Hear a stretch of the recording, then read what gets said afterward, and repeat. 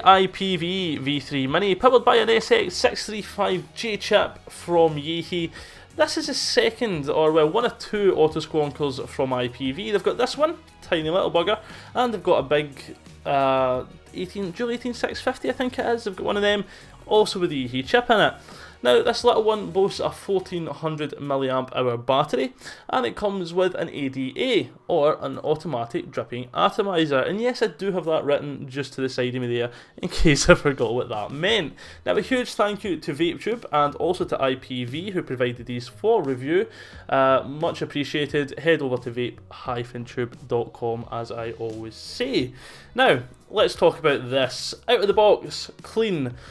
Not really any marks or anything like that, no dirt on it. One issue that I do have is at the bottom here. Now this might focus. There we go. Yeah, the engraving is just slightly grotty, I would say. Just not 100%.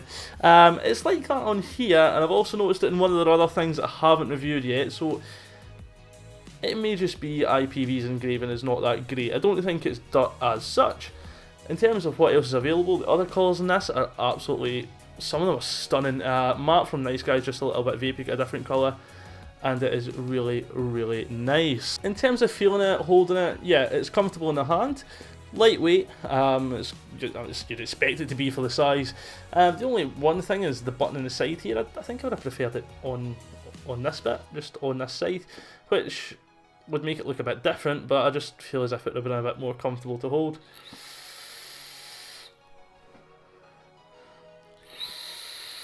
But, I mean, that's not really that awkward, is it?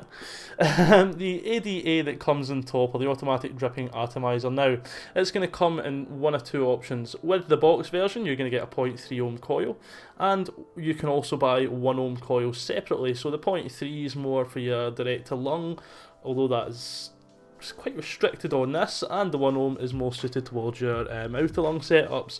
The ADA itself is pretty tiny.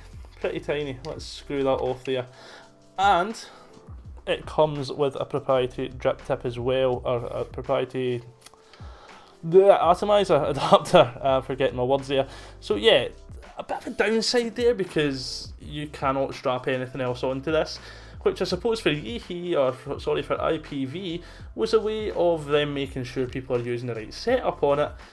But at the same time, it kind of gives them a monopoly over the coils that comes with it, and you're pretty much buying them from here, or you're buying them from nowhere else. Now, the coil that's in it, I think it's just a simple round wire, made up of nickel and, I'm going to forget this word, so again, this is fucking written down, manganese. Yeah, I don't think we're supposed to really inhale manganese. I don't think we're supposed to do that, but for the purpose of this review, I'll continue to do so. The flavour from it, it's pretty fucking good, to be fair. Yeah, if you've got it in the lower settings, maybe not so good, but what I'm doing here, this has two power modes basically. It's got P1 and P2. Now, P1 is going to fire at 12 to 15 watts, and P2 is 22 to 25 watts. So I've got this stuck in P2, and then I've got it stuck up to 260 degrees, and with a properly open airflow, I get a really nice flavour on it. It's a really small tank, so it's quite condensed, so you are going to get flavour, and it is a simple round wire coil. But yeah, I mean, I'm pretty happy with the flavour I'm getting, and the cloud production for a small thing like this is not too bad either. I'll wait to see it.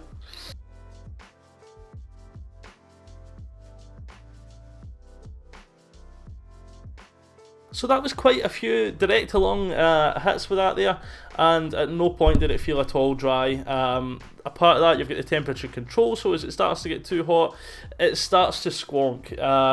You feel it vibrating as you're hitting on it. So yeah, absolutely no dry hits with this for me whatsoever. I have heard of other people getting dry hits.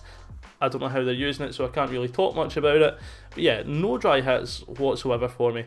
The menu system in it, it's the usual 3 clicks to lock. Well, that's not usual, it's usually 2 clicks to lock, or 3 clicks for menu. 3 clicks are going to lock this, 1, 2, 3. And then you're going to 1, 2, 3 again to unlock. Now, to get into the menu, and when I say menu, there's not a lot in here to be fair. Let's look at the menu. So get it to focus, 1, 2, 3, 4, 5. and then you can move between the options. You can change, I can't see what I'm actually changing here, you can change the temperature, you can then change the Celsius or Fahrenheit, and then you can put it between P1, P2. Now if you just leave that, it will go back out. There we go. And then what you can do again is press the up and down buttons, and you see the number there that's changing. That is how much it's going to squonk, how quickly it's going to squonk. So if you're hitting this full power, direct to lunging it, stick that right away up there. Bring it back down if you're mouth to lunging at a lower wattage, and you're less likely to get a flooded dent, you're less likely to get liquid peeking out of these holes here as well. Really happy with the hit off this though. Really happy. But yeah, that menu is really simple. I would have liked to have seen wattage control. I mean, we need power. We need power. I like it in all my devices. I don't play about with temperature control much. Just get me wattage and I'd be happy. But yeah, it's not a great disaster having the temperature control either. I hit it pretty much the same as anything else. As well as that, I would have probably liked to have seen the top bit here being rebuildable. Now I come to think of it, you can't buy any other kind of atomizers, coils, whatever you want to call it. You can't buy anything else other than what's there from IPV. So it would have been nice if we could maybe stick a bit of our own coil in there, or maybe even just our own cotton or something. Just to, I'm Scottish, I'm cheap. It's a cost-saving thing, isn't it?